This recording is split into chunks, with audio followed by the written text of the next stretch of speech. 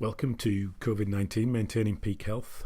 We join the interview with Paul Tutleman, osteopath and naturopath, as he explains the origins of osteopathy, with Andrew Taylor Stills losing his family and going into the wilderness for several years, where he discovers the principles that led to osteopathy. Over to Paul. Went straight back to the very, very basics with anatomy and physiology, and learned from the Shawnee Indians how to interpret nature. So from their perspective, health and nature is the same thing. And instead of trying to control it, it was about how can you encourage it to flourish and exist itself. And then 16 years later, he comes back into the fray, and then began a 10-year journey of ridicule and ostracism from the medical fraternity and his friends and family because he was such a crackpot in his ideas. But really, what he discovered was that health is innate. It runs completely independently, whether you're asleep or awake. It's the same innate intelligence that's growing your hair and your fingernails and digesting your food right now. If anybody has children, it's that same innate intelligence that told that sperm and egg how to operate and function and develop into a human being. And that all happens completely independently from your consciousness. You have very little input into how those things operate. And that's really the thing that's going to be mending you. It's going to be fixing your skin when you cut your skin. It's going to be mending your broken bones, and it's going to be dealing with the infections of whether it's viral or fungal or bacterial.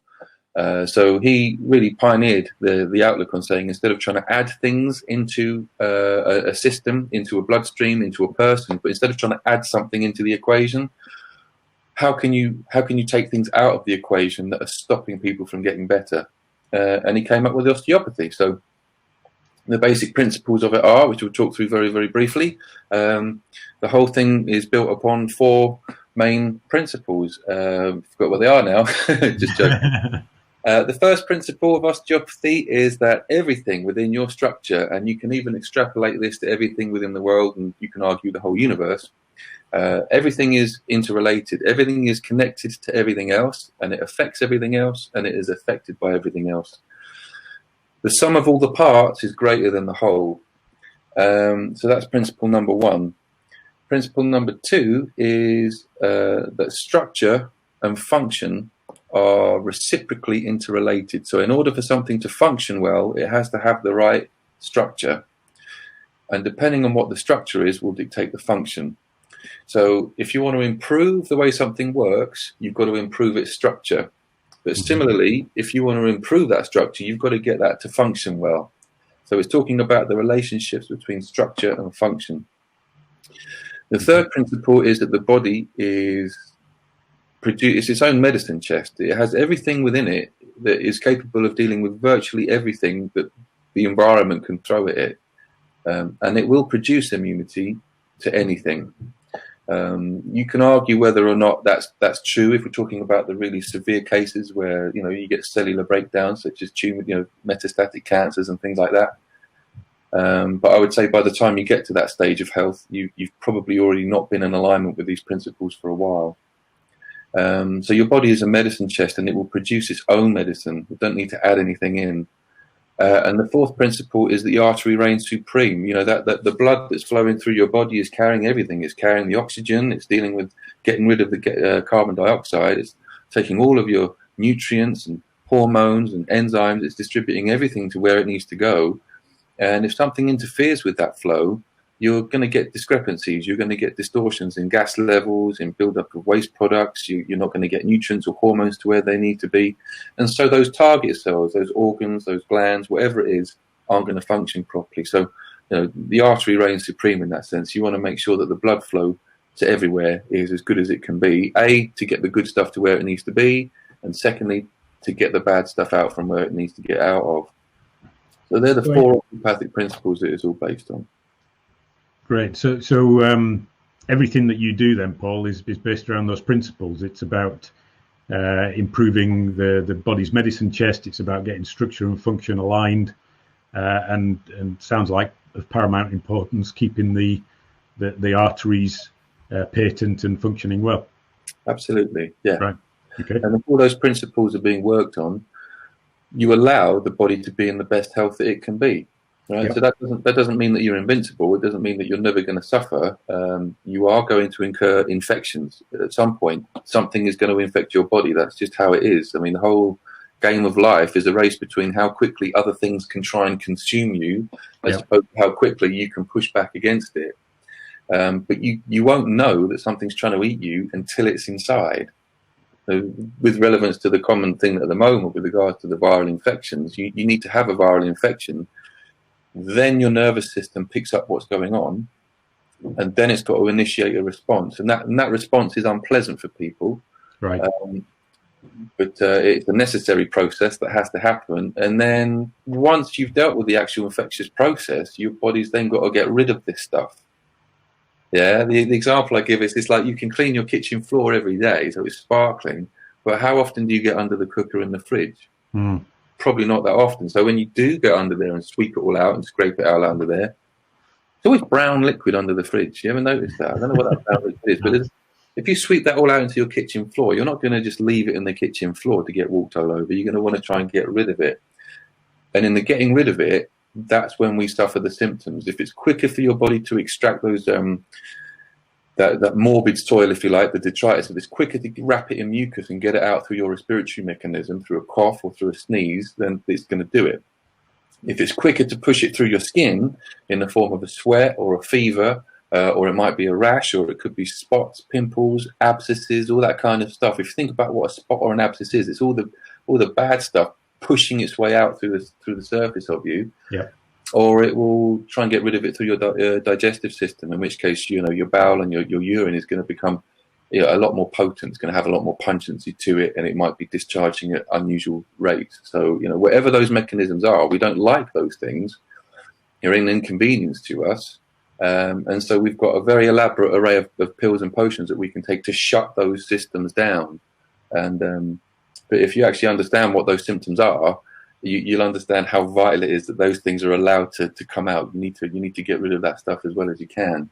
Yeah. And I dare say that there'll be a lot of people at the moment who've got coughs and colds and flus that are taking the medicines to shut down the symptoms. So the treatment is not all about shutting the symptoms down. We don't want to shut symptoms down. We want the immune system to be able to deal with that process as quickly and as efficiently as possible. Right. Let the symptoms pass by themselves. Okay. Yeah. So many people who are familiar with or have some knowledge of osteopathy might think it's about cracking bones and manipulating joints. And so how does that help with developing immunity,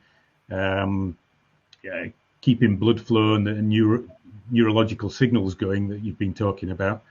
Yeah. Because it doesn't necessarily immediately follow. Yeah, in my head. For your brain to initiate a response to anything, it needs to know what's going on, right? Mrs. Jenkins at number 64 might have fallen over and broken her leg, but you're not going to know about it unless she calls you, right? There has to be some kind of information, for you to start responding. So the nervous system is comprised of, lots of things, but significantly it's picked up with, sensory receptors through our skin, through, pressure and temperature, and visually through our eyes, and audio through our ears. And it's all sending information into the brain. And when the brain gets information that's saying it needs to do something in order to repair, then it's got to get information back down through the nerves as well. So if you think of the brain as a tap, and the information coming from that brain is water, right? In real case, it would be electrical activity from the brain. It sends it down through the hose pipes, which are the nerves coming from the brain down into the body. Mm-hmm. If there are compressions on those nerves, which could come from a displaced bone, it could come from a growth, a bone, a tumor could be pressing on a nerve. It could be coming from physical tension, the tight muscle tension, squeezing down on the nerve. You're compressing that nerve is the same as putting the foot on a hose pipe. You're going to diminish the flow coming through. And in some cases, you'll even cut it off. And, the minor symptoms that you'll feel from that thing will be, pins and needles or numbness. If you sleep on your arm in a funny way, you get pins and needles. That's a sign of nerve entrapment. So you can shake that stuff off, but sometimes it's not just as simple as that. Sometimes these things are persistent. And, if you're shutting off the electrical signals from the brain into the tissues, it might be that the brain doesn't know there's a problem. So it's not going to initiate a repair mechanism. Or similarly, it might get the message that there's something wrong, but it can't facilitate functions back down the nerve pathway as well. So all that crunching and clicking stuff that we kind of get stereotyped as is an effective way of releasing the compressions that are on those nerves. Yeah, and we would have done quite an extensive test of those nerve pathways, reflexes and strength tests and all that kind of thing to establish if there is a compression. Because if there's no compression, then you don't need to release anything. But if there's compression on a nerve coming out of your neck that's causing pins and needles or weakness in your arm, if you can work out where that compression is and release it, all of a sudden you find the strength comes back in, or the pins and needles eases up straight away. So basically, we're getting feet off of hose pipes. That's okay, in a very simple way of looking at it. Okay, I've got the pleasure here to be able to ask the questions live on the platform. But if anybody else does have questions, please do type them into the chat box, and I'll try and moderate them as we go through, or we'll save them till the end. So, any questions that come up for you as you're listening to Paul, please do type them in. So, Paul, you've mentioned about the body having its own medicine chest, and you've alluded to a couple of things that might be in the medicine chest. Can you expand on that? What else is in the body's medicine chest? Sure. Yeah. Well, it depends on how much information and detail people want me to get into, but you might be familiar with red blood cells, and some people will be familiar with white blood cells, leukocytes. So this is a kind of like a baseline innate level of activity that goes through your whole structure and system. So you've got white blood cells circulating mainly in your bloodstream, but also in your skin and in your respiratory mechanism.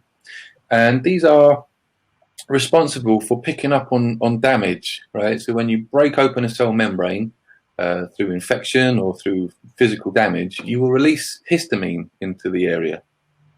And histamine is a chemical signal that these leukocytes, these white blood cells, pick up on, and they smell it. Like, Tom and Jerry film, Tom used to smell an apple pie, the woman used to put on the windowsill, and he used to smell it and find his way to it. That's a bit like what those leukocytes do. And when they arrive, they start chewing up the damaged tissue and doing their work to repair. And as a result, they produce a byproduct, a waste product, in the same way that we could eat an apple and produce a byproduct from it. And that byproduct is another chemical signal for another type of immune cell, the neutrophils.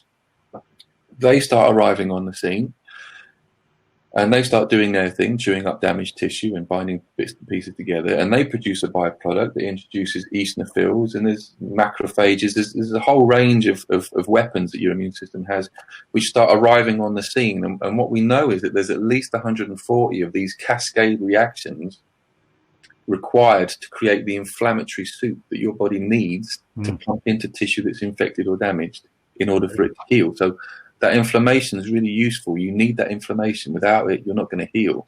So you definitely don't want to be shutting it down with anti-inflammatories. So you've got levels. You've got the innate immunity that's going on all the time. If the infection that is taking place is superseding, if it's overtaking that innate immunity, I forget the name of it now.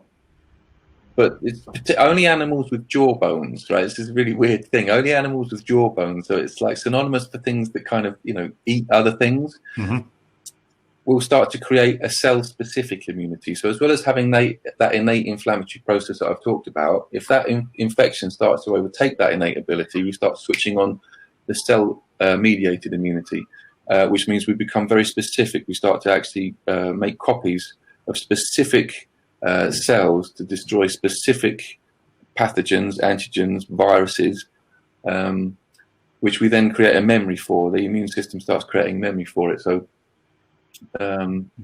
these will be commonly found with things called T cells and B cells, which interestingly enough is mediated and switched on by the sun. So the sun is the thing that switches out that cell-mediated immunity on first thing in the morning when you wake up, which is why it's a really good idea to get the sunshine through the eye as often as you can.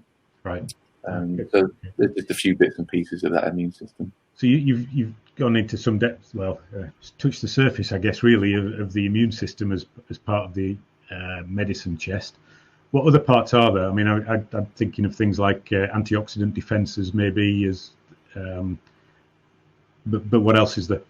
Yeah, well, I mean, all sorts. I mean, you mentioned antioxidants, so this is where you kind of got like the road sweepers going through, picking up all the bits of rubbish. You've got phagocytes. These are cells which sort of go in and actually sort of just swallow up things, and chew them up and then spit out the produce from there.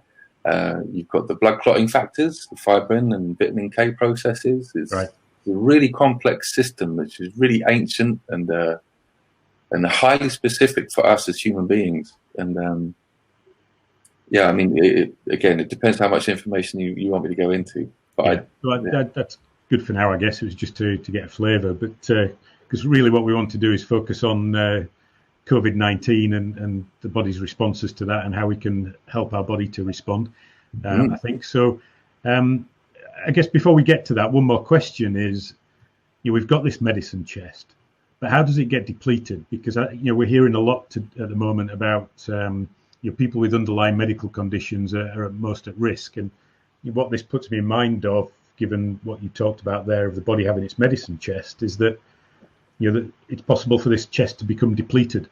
That may not be true. I'm just kind of making that up. But is it true that it can become depleted? And if so, how does that happen? And then the follow-on question, once you've answered that, will be, well, how can we fill it up again? Yeah. Well, I want to just make one point here, which is that if you're talking with particular reference to the COVID-19 and the fact that we've always been told that there are underlying health issues, my eldest daughter, it's because we're live, darling. People with underlying health issues have chronic problems, and quite often people won't know what chronic medical problems are. But so we just distinguish that between having a rundown medicine chest.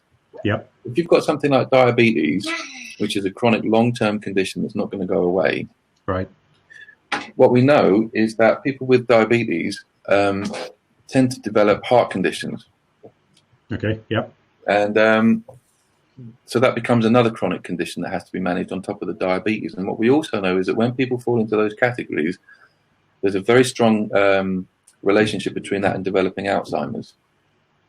So these chronic conditions that we're talking about don't necessarily equate to having a diminished medicine chest. It means that there are other factors going on environmentally and through those person's habits that are creating these problems, which, COVID-19 is now being considered the thing that's killing people. It's not really killing people, because these people would probably have been dying, or would be dying of influenza or pneumonia or other respiratory diseases. It's just that in those cases, the death wouldn't be attributed to pneumonia or influenza. It would be attributed to the Alzheimer's or the heart disease. But now what we're seeing when COVID-19 comes in is that the thing on the death certificate is COVID-19. It's not the heart condition. It's not the diabetes. It's not the Alzheimer's. So we're seeing this rate of COVID-19 causing all these deaths. It's not causing the deaths in the same way that influenza doesn't kill people who've got these chronic conditions. It's just that for some reason on the medical certificates, we've now got COVID-19 as opposed to anything else. But with relation to the medicine chest getting run down, there's a whole multitude of things that goes on to create the medicine chest getting run down. And it's almost as if our society is kind of designed to keep this medicine chest as low as it can be. So principally the thing that will do more damage to an immune system than anything else is disrupted sleep. If you're not getting enough sleep, your immune system isn't going to bolster. You're not going to, recharge and regenerate. You're not going to create the right chemistry for your immune system to function well. So primarily sleep is the key. And the thing that's going to be governing the quality and the depth of your sleep in order for you to become as healthy as you can is the production of a substance called melatonin, which I'm sure some people will be familiar with. Melatonin gets spiked, it gets released as you start to feel a bit tired towards the end of the day, right? So as you start to get that thing, that's when your melatonin level is going to spike. And melatonin is by far and large the most potent weapon that we have against any kind of disease. So melatonin is the thing that you need to produce. Some people argue you can supplement it. Quite difficult to get hold of in this country, but you can get it quite easily across from America and Canada.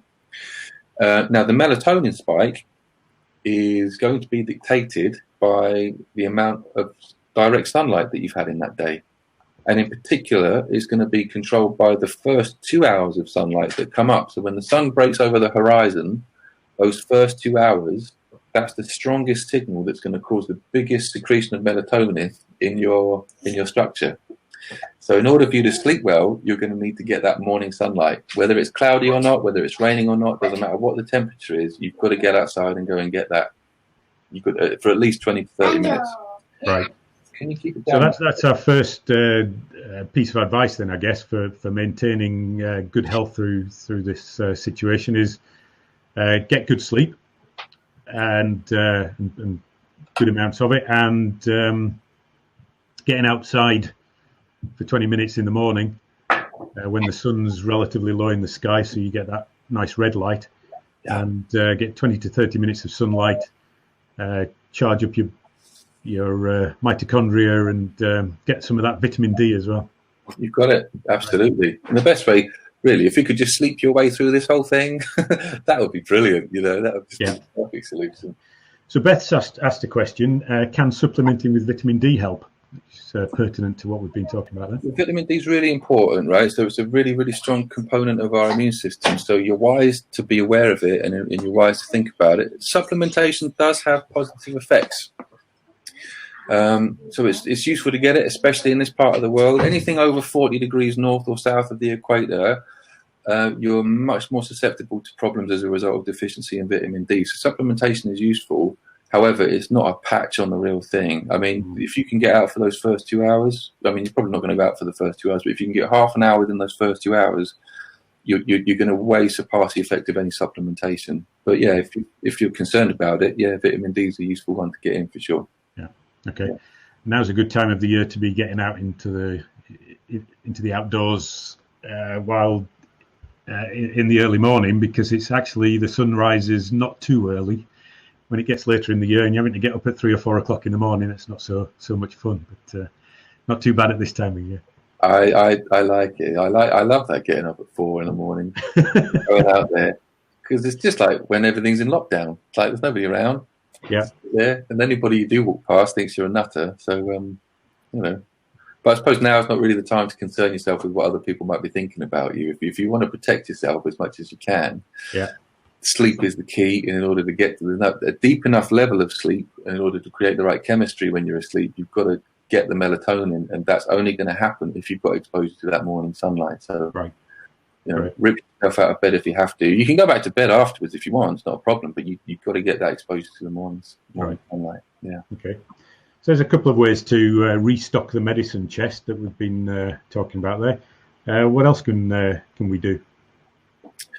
Well, the other really important component of life is breathing, and nobody talks about breathing. In fact, nobody even really thinks about breathing, I suspect, until they can't do it. Yeah, absolutely. Then it becomes the only thing that you can think about. So there's lots of stuff that you can do with breath work. However, the ultimate thing is you just got to be aware of your breathing. And people go, "What?" It's like, and just that might sound a bit bonkers, but if you just be aware that you're breathing, and just notice when you're breathing in, when you're breathing out, and then start to pay attention to the sound of the air coming in and the sound of the air coming out, and just ask yourself if it sounds the same. Yeah. And you might be sensitive enough to pick up on the temperature discrepancy between the air coming in and the air coming out. But as soon as you start looking for those differences, as soon as you start paying attention to that stuff, your consciousness shifts. And you're not worrying about stuff anymore. You're just thinking about this. And so immediately your breath rate will slow and it will deepen. And so now you're going to be having a much more effective exchange of gases. You're going to be breathing in more oxygen. You're going to be getting out more carbon dioxide. And that's really key, because when we're stressed, we immediately go into panic mode. We take a deep breath in and then we never really let it go.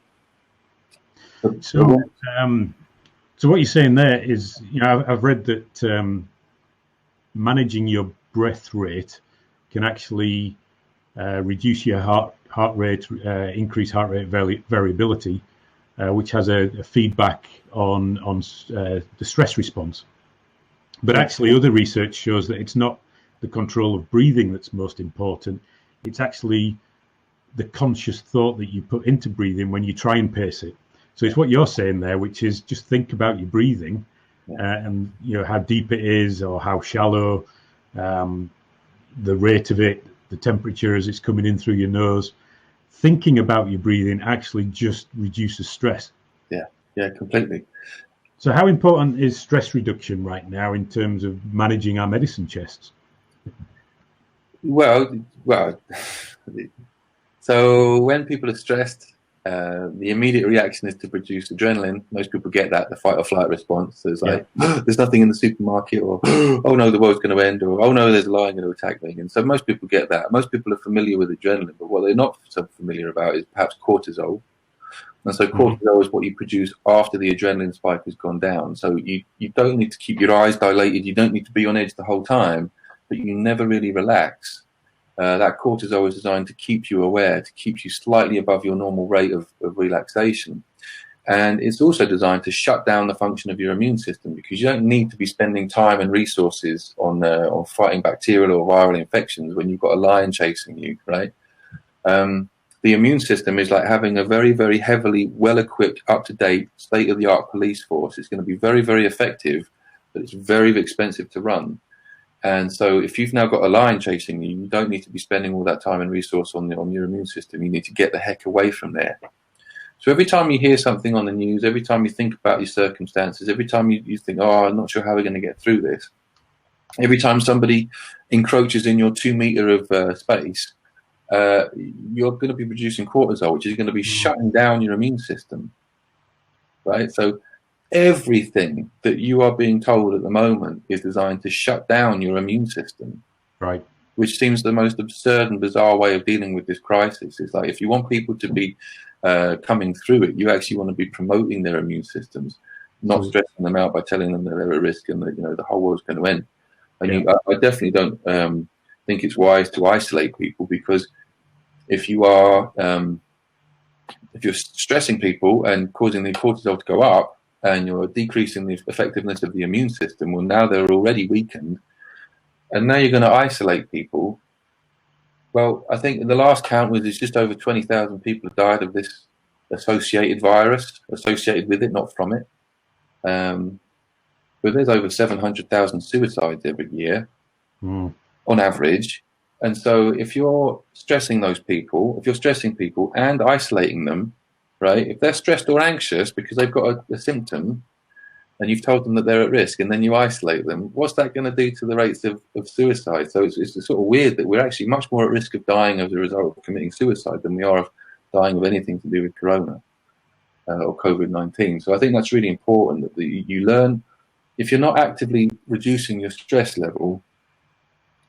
For me, I've worked out it's about between 2 and 4 o'clock in the afternoon. That's when I hit with my anxiety level. And I realise now it's because I'm trying to get everything done in the first part of the day, get the kids' schoolwork done, get my reading done, make sure that we've got our universal credit applications done, all that stuff getting done in the beginning of the day. When it comes between 2 and 4 o'clock, I start getting tight in the back of my neck, tight around the back of my low back, and I get this gripping in my stomach.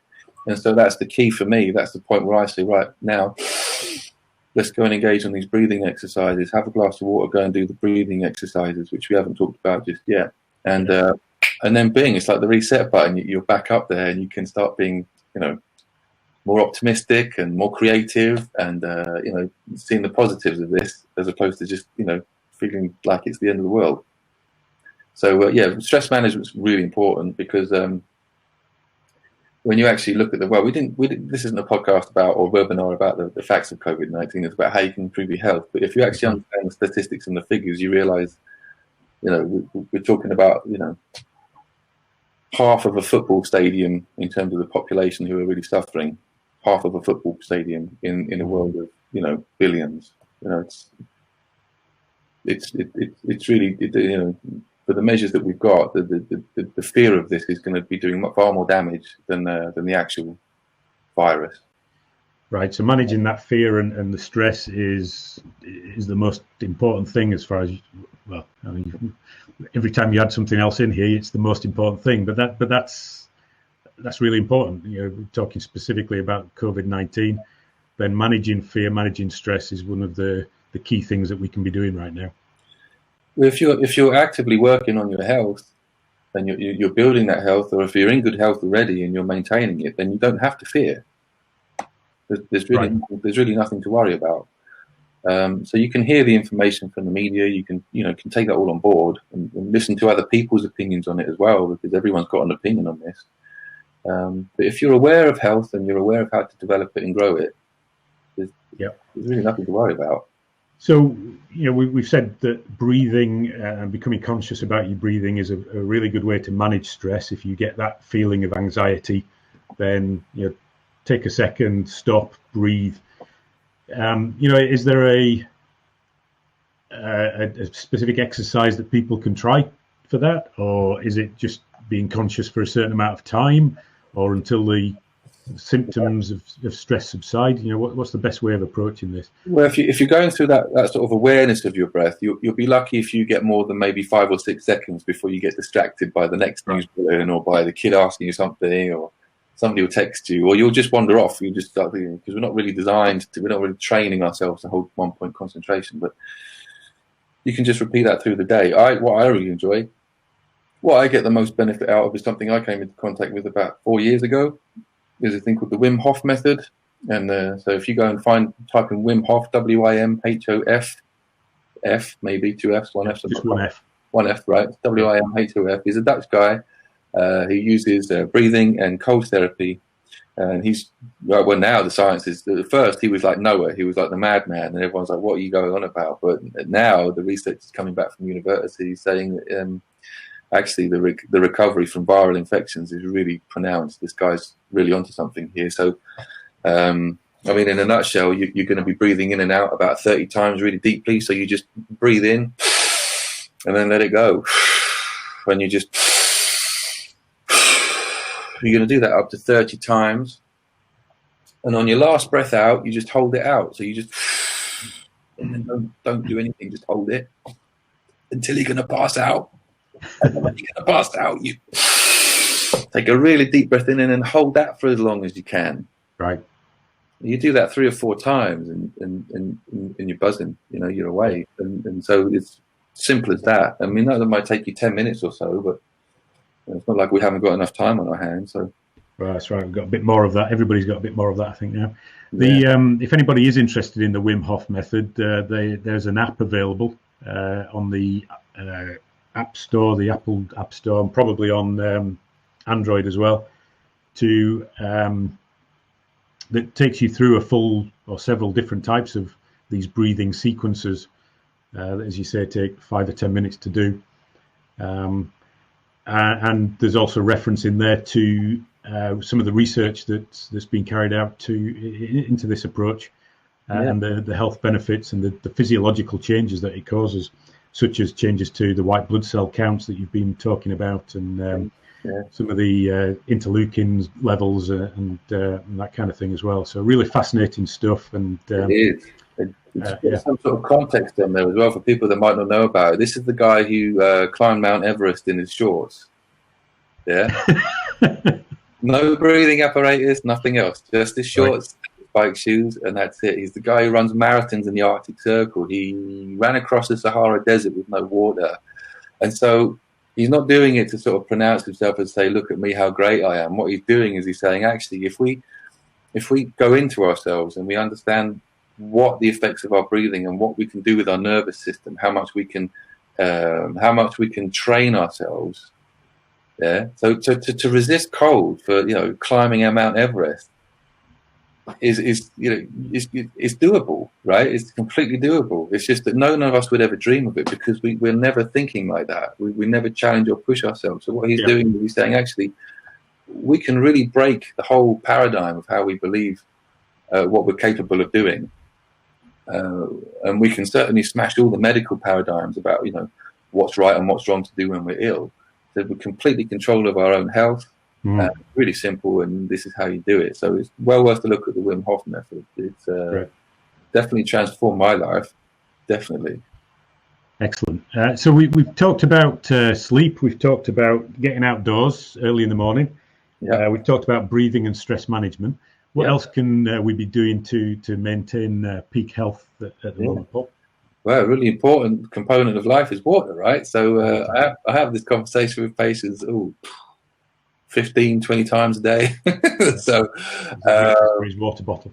yeah, absolutely. It's so simple. You're going to find all the things that I'm talking about here are the simple things, and all of these things won't cost you anything, but they're all the main prime components of really good health. So what happens to our crops if they don't get water? They wilt and die. What happens to our animals if they don't get water? Right? And so what happens to us, right? So we can substitute it. We can drink teas, coffees. Yeah, we get some water out of food and all that kind of stuff. But if you're not actively putting water into the system, I mean, when you swallow the water as that colorless, tasteless thing that's not really exciting, it's I could take it or leave it. But when you start breaking that hydrogen and oxygen apart inside your cells, that drives the energy production for that cell for it to function. So in many ways, water for your cells, whether it's brain cells or blood cells or immune cells, water is the battery that allows that to function. So you want to make sure that you've got water inside the cells so that those things can function. Most of the chronic cases that I treat with patients over the last 20 years, and this is particularly true of digestive disorders, it's particularly true of arthritis, and I've also found I haven't directly treated patients with for neurological conditions. I might treat someone with neurological conditions for something else. So they might come in with their back pain or their arthritic knees or whatever.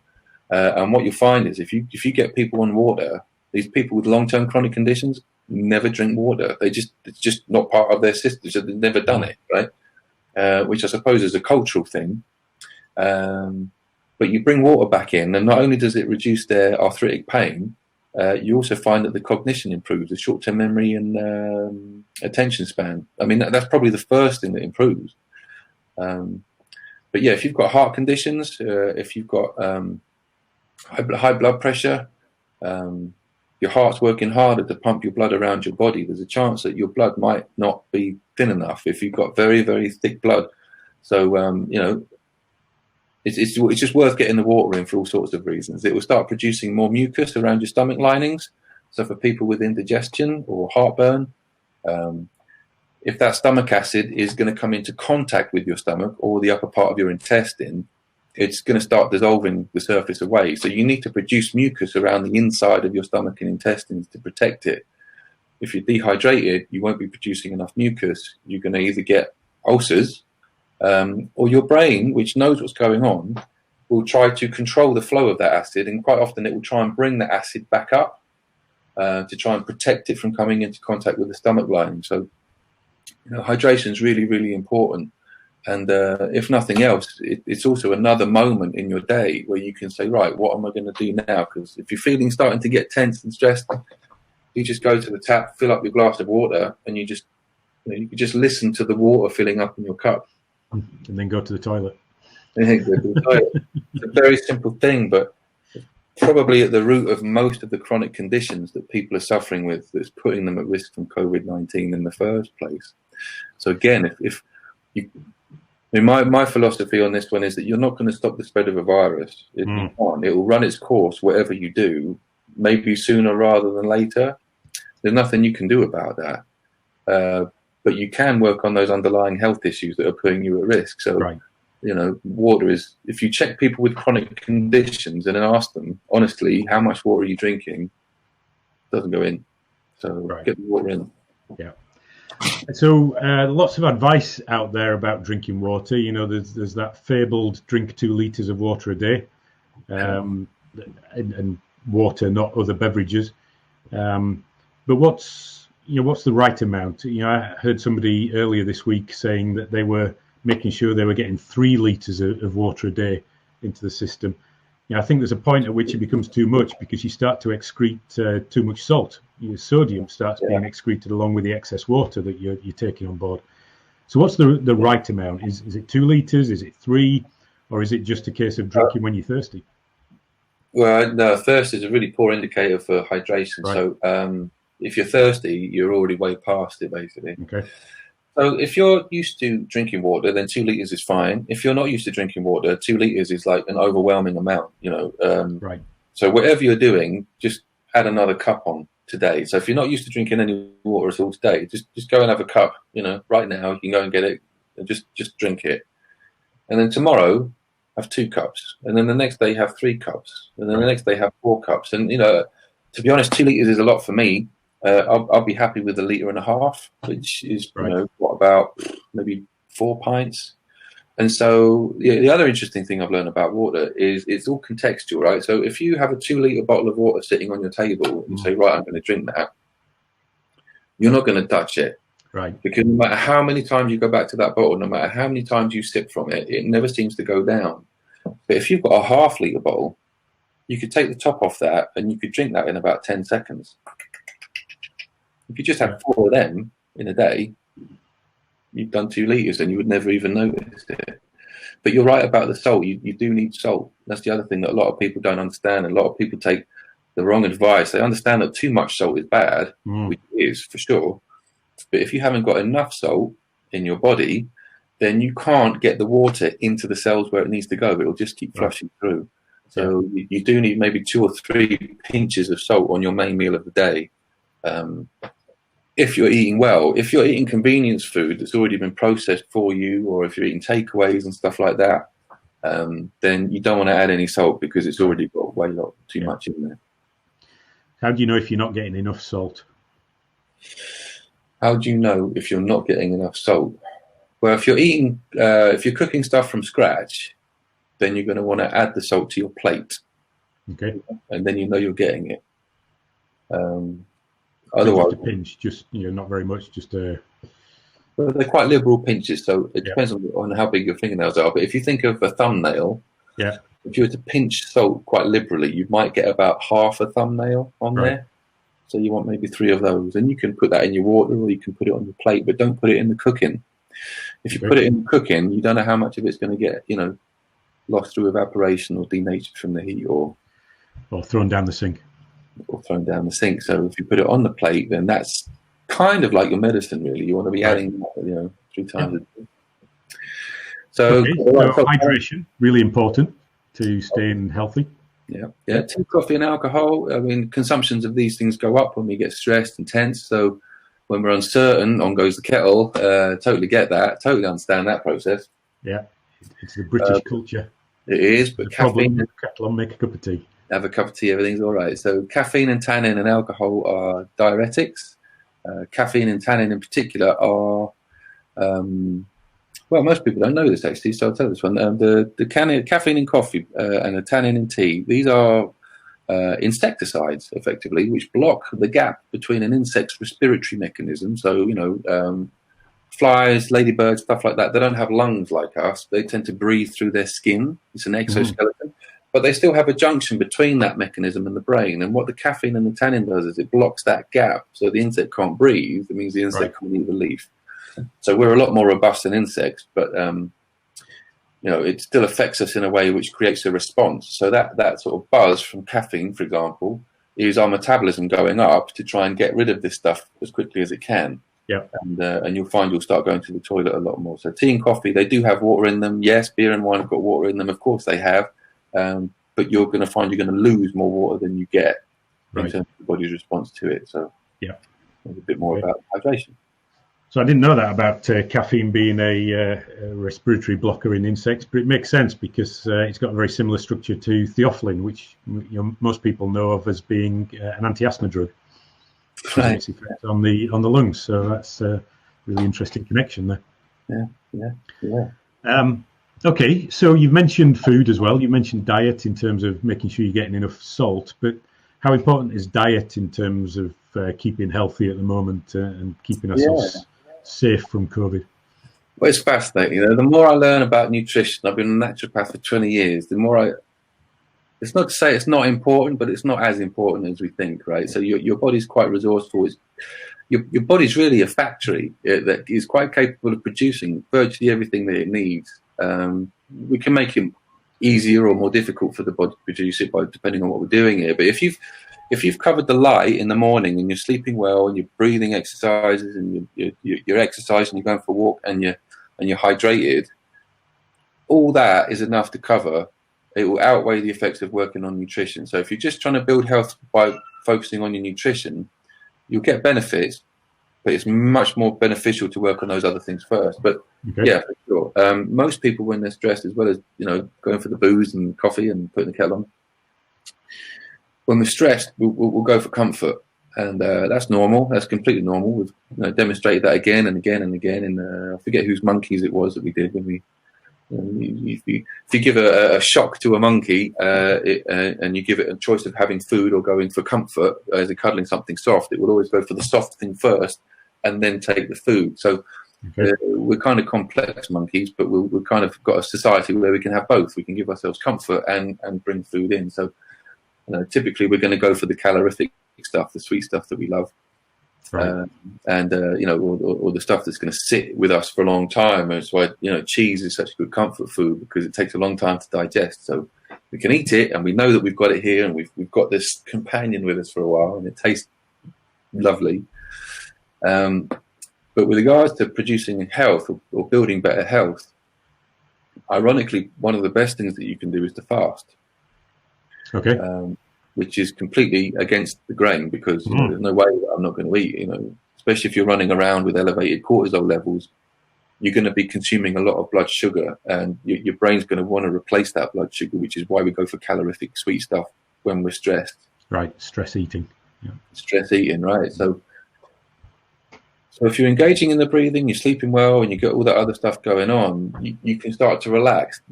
Because you're taking active steps to promote your health, you don't have to worry about this disease. You can start to relax a little bit. You can start to think a bit more strategically, and then you start to say, well, actually, what is the most important thing that I can give myself if I'm going to eat? What are the really good things that I can eat? So, I mean, I've got a list of about 10 things which are the most potent things that we can do, which I'm happy to go through with you now if you want. Okay. Apart from fasting, and you're testament to this, you know, if you can skip breakfast in the mornings, you'll be massively improving your immunity just by skipping breakfast. Right.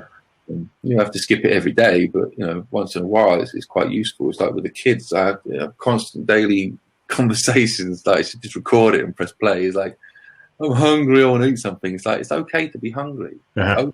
It's okay to be hungry. You're not going to die from hunger.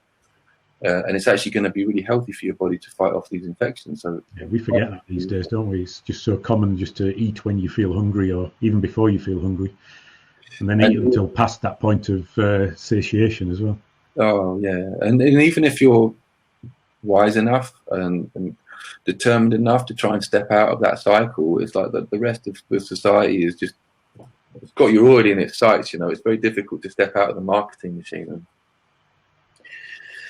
But so the most obvious things that people should be doing is you know, you want really like good natural sources of vitamin C. So the most potent form of vitamin C that we found in any fruit or vegetable, any food, is in kiwi fruit. So kiwi fruit's a really good thing to get hold of if you can get it. Okay. If you can get it, you want to get it organic. And you want to eat it with the skin on, because all the best stuff of any fruit or vegetable is in the layer of cells that sits just underneath the skin. So if you're eating inorganic stuff, there's going to be a lot of pesticides, going to be a lot of insecticides, a lot of herbicides. Yeah. That stuff's going to be really difficult and putting stress on your liver. So you want to get organic, especially now. Kiwi fruit should be right up there if you can get hold of kiwi fruit. Fish. Any kind of seafood, any kind of fish, again, it wants to be wild if you can try and avoid the farm stuff. We are designed for fish. It's what all of our cells crave, is the protein and the fat that we get from marine animals. So you want to be getting as much of that in as you can. Okay. Garlic is, from a plant perspective, is probably the most powerful antiviral agent that we have. So, you know, you might not like garlic, but just get it in, you know. And if you do like garlic, then don't muck around with it. Don't say, oh, 1 or 2 little cloves. It's like, just get the whole bowl and just start flushing garlic through your systems.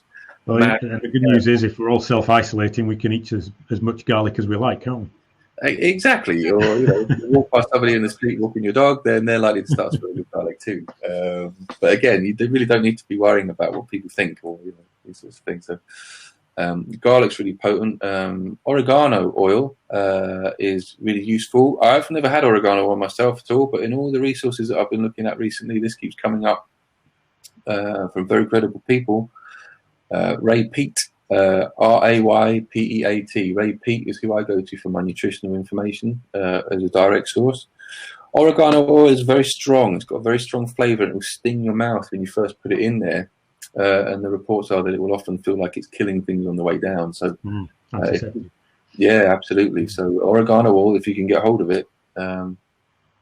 Oregano oil, garlic, fish. We talked about kiwi. Obviously, your vegetables. If you're stressed, vegetables aren't high on the list, but remember they've got all the nutrients that your body needs. It's really important not to go shy on the vegetables. In particular, is beetroot. Beetroot. A lot of antiviral properties for beetroot. I wouldn't go for the pickled stuff because anything that's pickled or smoked is a little bit controversial there. There's some stuff going on in those processes which is not that helpful for you. Great at keeping food sources fresh, or not fresh, but keeping food sources from rotting over winter. Yeah. But you can get it raw, get it grated on stuff, or you can boil it for a little bit and stick that with your dinner as well. So that's really powerful. Really powerful. What else have I got? What else have I put on my list? Bear with me a second. Dark chocolate you mentioned to me the other day. That's right, dark chocolate. Yeah, a lot of polyphenols in dark. Bring a smile to everybody's face. Ding. Particularly with Easter coming. Yeah, well, the thing is, right, it's like you got to have fun, right? Otherwise, what's the point of life? Yeah. You can't allow yourself the relaxation and enjoy yourself. So if you are going to go and do it, there are better ways to do it. I mean, dark chocolate isn't going to rock someone's boat if they like Milky Bar, right? Dark chocolate isn't going to cut it, right? But you could perhaps point yourself towards dark chocolate and, try experiment. Bourneville, for example, with Cadbury's, I think is only 50% dark chocolate. It's like it's not even. It should really be called milk chocolate, but you could move towards the darker chocolates. As you get older, you find you tend to appreciate the dark stuff anyway. And in addition to that, is red wine as well. Red wine's got some great research about the antiviral properties of red wine. Polyphenols. Polyphenols again, yeah. So you can still have a good time. But not too good. Don't drink too much red wine. Well, otherwise, you get the diuretic effect kicking in and the dehydration. And is there such a thing as too much red wine? Yes, I've found out on many occasions. However, what you find is, right, if you've taken the trouble to get up in the morning and get that sunlight, which means you're producing melatonin and you're sleeping really well and you're breathing really well and you're hydrated, right, and you're eating well, right, and you're buzzing, right, and you can drink more. What you find is that you don't find yourself drifting towards these things, right?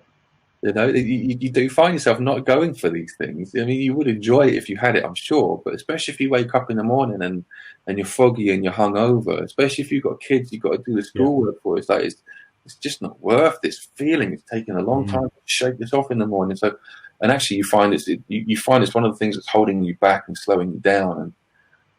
And so you'll find if you get all the other components of health in place as well, alcohol suddenly doesn't become an issue. And I've got no evidence for this. This is just my own hypothesis. But if you're taking active steps to promote your health, which unarguably, as we're finding out now, is the most important component of your life, it's everything that you're going to do through your relationships or through your work is going to be filtered through your health first, right? So the better your health, the better options and the better choices you can make about your relationships and your career and all that kind of stuff. So if you're actively building better health, right, you're going to start having ideas and moments of inspiration will come to you, and you're going to have energy and motivation to carry out some of these changes in your life. And that's such an empowering feeling for anybody. And so now this thing that you like doing, this wine and this beer, whatever, which really is kind of used as an anaesthetist to the banality of your existence, or maybe you're spending too many hours in a day doing something that you don't want to do. You're going to look to try and sort of numb the pain of that a little bit, and so that's why the wine is important, and that's why the gin is important. Yeah. But if you're buzzing through a day because you're healthy and you're happy and you're coming up with really good ideas, and you've suddenly just written this brilliant story for your kids, and you've got them to act on it as well, and you see your kids starting to put together, multiplication and division for the first time, and it's like, wow! It's like all those buzzes through the day. All of a sudden, this wine just doesn't come into it anymore. Yeah. But if you do want to go and get out of it for a bit, then red wine's definitely the best thing for it. So, judging by Kelly's comment, she'd like to know whether white wine has any health benefits. I think, or maybe a gin and tonic. Well, or a glass of vermouth. Yeah, right. So what's the best selection? That would be a much more fun top 10 to have, wouldn't it? Well, the thing about the red wine and white wine, and some people might not know this, is that red wine isn't made from red grapes and white wine isn't made from white grapes, right? So that's the first thing we've got to be clear about with wine. It's got nothing to do with the colour of the grape. Okay. The difference is that when grapes are pressed, if you're making white wine, what they'll do is they'll get in the barrel and they'll squash all the grapes together, and then they'll take out all the skin. Yeah, so you're just left with the grape juice. With red wine, they leave the skin in, and that becomes part of the fermentation process. So the properties, remember, of the really good beneficial stuff from any fruit or any vegetable is in the layer just underneath the skin, between the flesh and the skin. So if you've got the skins in, you'll get the polyphenols, you'll get the good stuff. If it's the white wine, you won't be getting those. You might get traces of it, I suppose. I mean, I don't know. Honestly, I don't know. But you're going to get much better health benefits from red wine than you would do from white wine for that reason. So I guess vodka martinis are out. Kelly's asking, can she have a vodka martini? And I guess that's a no unless you stack it full of olives. Wow, yeah, that's it. Just to have a vodka martini sauce over your olives. That's it. Yeah. Okay. So what about gin and tonic? There's lots of botanicals in gin. And tonic water obviously was developed in mythology, at least in my understanding, when people went out to places like India and they were trying to have protection against malaria. And one of the anti-malarials, chloroquine, has been proposed as a potential therapy against Covid-19. So putting 2 and 2 together and making 5, I'm wondering if a nice gin and tonic in an evening might be a good health benefit. Well, the best way is to conduct your own experiments on that. I don't know. I don't know about that one. Conduct your own experiments, right? So you got to relax, right? You got to enjoy yourself. So if you want to have a gin and tonic or a vodka martini or Long Island iced, whatever your thing is, and go for it, right? Because the last thing you want to be doing is taking away your sources of pleasure and pain. But if there's always a balance, right? So if you're taking all the right steps to produce good health, then you can indulge in these things and not have a problem with it. Alcohol is hugely under-researched. I mean, we really don't understand very much about alcohol at all. I mean, we could describe the effects, but it's very difficult to say how it affects us. Even today, we still don't really understand it to any significant extent, other than the fact that it is highly toxic, right? I mean, if you're drinking pure alcohol, right, you're in trouble, right, very, very quickly. So it's a noxious agent. It's going to be affecting your nervous system in a harmful way. And the way that I look at it is if you suffer as a result of having had it, it's because your body's trying to get rid of it. And it's trying to get rid of it to put you back to where you are supposed to be. So if you don't like where you are because, maybe you're bored of your job or, there's a million reasons why you might not like where you are, then now's the time to really start looking at that and say, okay, what is it that's unhappy about that I need to get away from? Yeah. Well, I think we've probably talked about alcohol enough. We should be focusing on the health benefits and building up that medicine chest, not just to drink more alcohol, but to protect our health against the virus in particular. But in general, we're learning some good habits right now around health. If we haven't already got those habits, or adding some new habits in to our health toolbox that we can take forward once this is over and become healthier and live healthier in the long term, is what this is all about, isn't it? So we're coming up to about an hour here, perhaps a bit longer, depending on when I press record.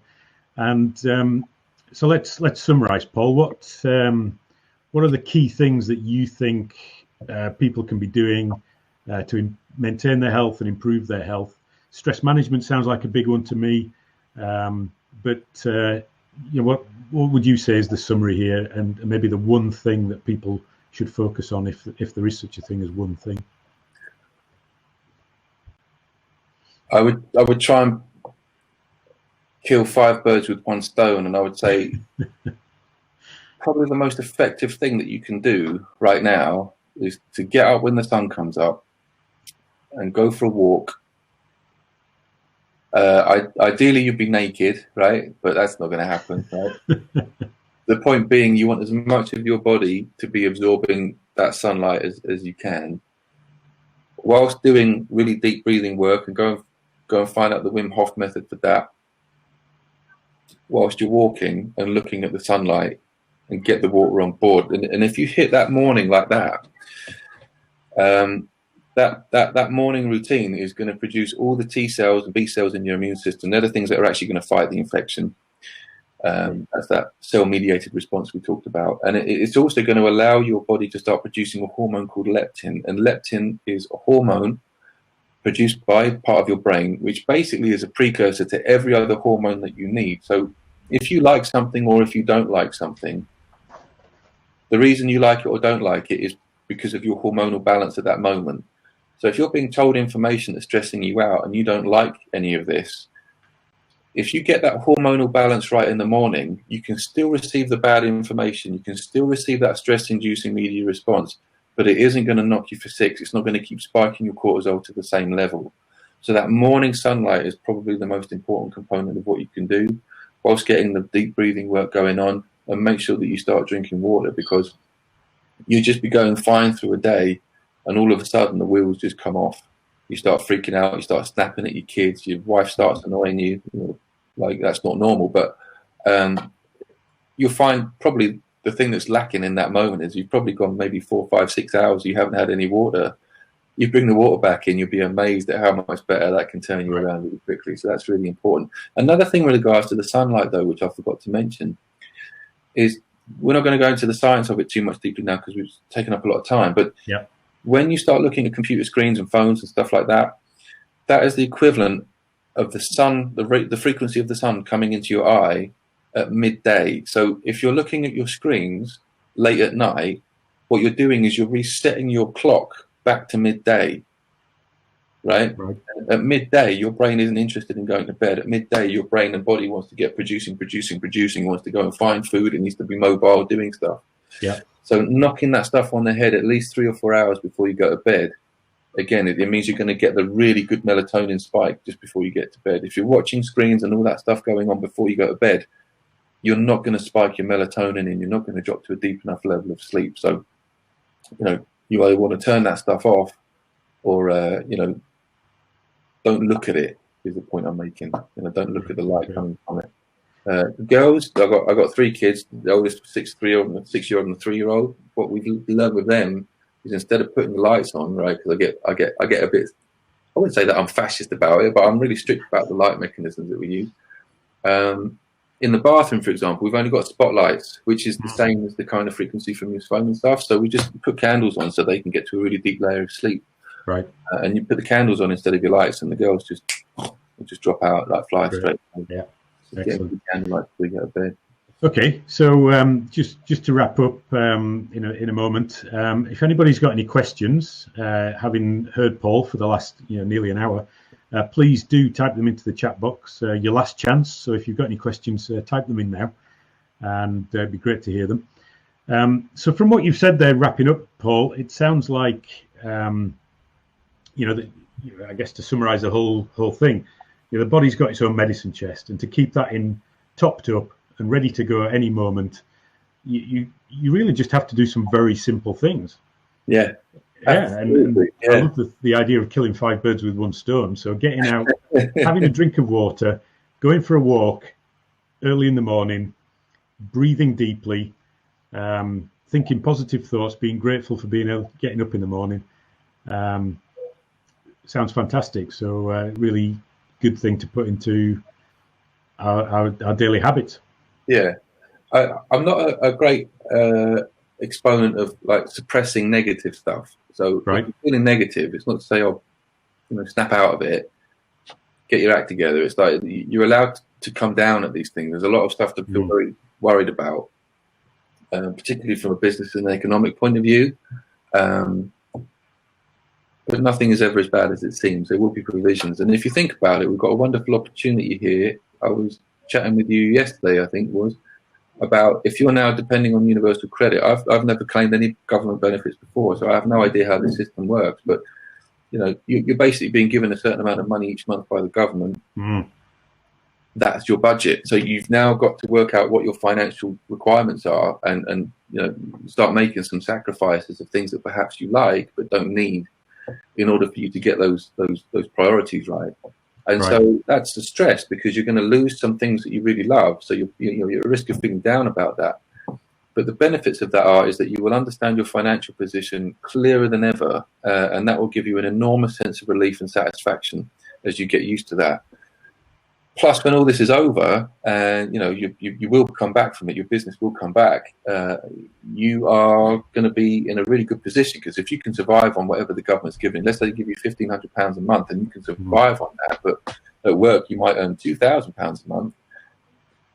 You just earn an extra £500 a month for doing exactly the same thing. Do you know what I mean? And now you can start to grow from a position where perhaps financially you found it quite difficult and quite struggling. So it's a really good opportunity, and I think this is probably going to lose any listeners that I might have encouraged, but this is a once in a lifetime opportunity.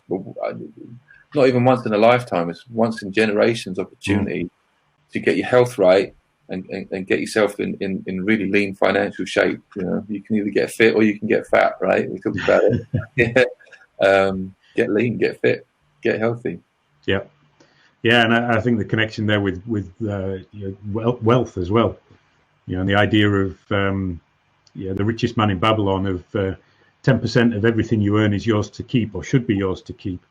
So if you can survive on a smaller amount of money right now, and then when we hopefully go back to normal, and you're earning more again, and put that aside to one side, it's a very quick way of gaining financial independence. Which completely, the next time this comes around, if it should happen again, then we get that opportunity to not have the stress associated with the financial worries that many people have this time around. See, the whole thing just points in a really good position, in a really good direction. And what I'd say is that if you're wise and you realise how significant health is, I mean, for your own quality of existence, but look at the effect health is having on the economy, which is why we started doing the radio show 2.5 years ago, because we saw the links between health and business and economy. And here we are. If you're building your health properly, you'll be buzzing off that. And that doesn't mean that you're not going to have troubles or challenges, but it means you're going to be dealing with them really, really effectively. You might not make £1 million to buy a Ferrari, but you'll probably realise that the Ferrari is not worth it. What is worth it is pursuing a career that means something to you, or allows you the time to spend with your loved ones and integrate and hopefully have an impact on your children in a positive way. So by building better health, hopefully when we do come out of this, we don't really want to go straight back to the way that things were. You can have better ideas and start acting on it, and now's a really good time to start working that stuff out. So as ever, this is a blessing and just in disguise. I think that's a great message to leave this on. Just wrap up, have you got any other final words that you'd like to say? If people are interested in really sort of getting some sort of perspective and context on the virus itself, you can go and have a look at a paper called A Swiss Doctor on COVID-19. You can just type in Swiss Doctor on COVID-19 and you'll find out some really good top boffins talking about the incidence rates of the virus and the death rates of the virus. You can also look at John Ioannidis, that's Ioannidis. He's the most downloaded scientist of PubMed. He's probably the most cleverest person we've got on the planet with regards to this, and he is saying that basically we got it really wrong. This is no way. There were lots of things that governments got wrong in the beginning, and they've just sort of escalated and magnified, which is why we're in all these measures. With regards to the virus itself, there's really nothing to worry about, and the average age of people that are suffering with those chronic conditions is 81, and the average life expectancy in the UK is 82. So it's like, if you're at risk, there are things that you could be doing to work on those underlying health conditions. Right. But I think that's the message. That's the message that comes across to me from this. There's 2 points of staying safe and staying well in the current environment with coronavirus, COVID-19. The one is trying to avoid the virus, because in order to come down with it, you have to be exposed to it. But that's going to be very difficult, as you've said. It's pretty much everywhere, and avoiding it's difficult. Even if you take the precautions of hygiene, which we should all be doing, washing our hands and using hand sanitizers and making sure we don't breathe on other people and they don't breathe on us, or cough on us or sneeze on us. So that's one thing. But then the other thing is the bit that's not being talked about in the press and by the government is what do we do to stay healthy, to build this medicine chest? And that's why I think this has been such an important hour from my point of view, of these very simple ideas that we can take on board to boost our immune system, to bolster it, and to restock the medicine chest that we wear down every day through some of the unhealthy practices that some of us may have. So drinking more water, eating well, getting some sleep, breathing and being conscious of the breath, moving, taking regular exercise, simple things that cost us nothing as well. Costs nothing to do these things. So really valuable exercise, Paul. And thank you for your time. It's been great as usual. And I can see from some of the comments that other people have found it of value. So thank you very much. It's been a pleasure. Thank you very much indeed. And don't worry about it, folks. Basically, the worrying about it is much worse than the disease. And, but we have got a golden opportunity to really look into ourselves and work out. I said to you yesterday, well, I've got this really interesting experiment in my garage at the minute. One half of it is all the stuff that I've never used for years and years and years. Is completely useless impulse buys that I bought for stuff that I thought I would like, and on the other half is stuff that is quite useful. And when you start looking at the stuff in your house about what's useful, about what you need and what you want, you start thinking, "Oh, crikey, that's why it took so long to get out of debt." Because we spend so much money on stuff we don't need. Right. Fabulous opportunity, and we're never going to get this again. And to be honest, I'm really loving it. I love having my kids at home, and I love teaching them maths and English.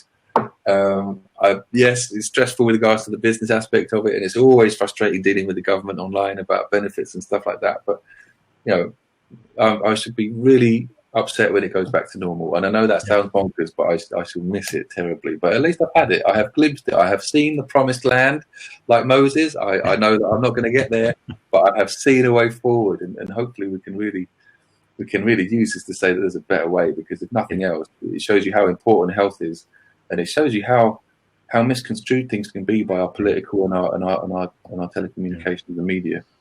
So if anybody would like any more advice on staying healthy and eating well, drinking well, exercise, movement in particular, I guess, how can they get in contact with you, Paul? Well, you can contact me via the website. I've got a website, osteopathyunlimited.com. You just go onto that website and it will give you the contact details. It's info@osteopathyunlimited.com. Osteopaths, chiropractors, physiotherapists are exempt from closure. So legally, we're still allowed to open our doors. You're not breaking the law if you want to go and see somebody about something to do with your health. And in fact, the NHS is encouraging us to stay open and do work. And they're even inviting osteopaths and chiropractors into the NHS to do work for them. So we are available. Many of them will have just shut the doors down out of panic and fear. But I'm still happy to help people if they want to help people. The problem is that, one message from me saying that we can help you with all of this stuff is one message. It gets played one time and that's it. The messages from the government and the media coming through are repetitive and repetitive and repetitive. So the trouble is convincing people that it's better to come and see your practitioner than it is to stay at home. But the offer's there if people want to do it. Yeah. So the best way is go to your website, osteopathyunlimited.com, and it's all there. Find out all the information there. That's great. Well, once again, Paul, thank you for your time, and thank you to everybody who's been on the webinar today. I think, as I said, lots of the comments saying how useful they found it. So have a good weekend, everybody. Stay well, stay safe, and we'll hopefully see you in a webinar very soon.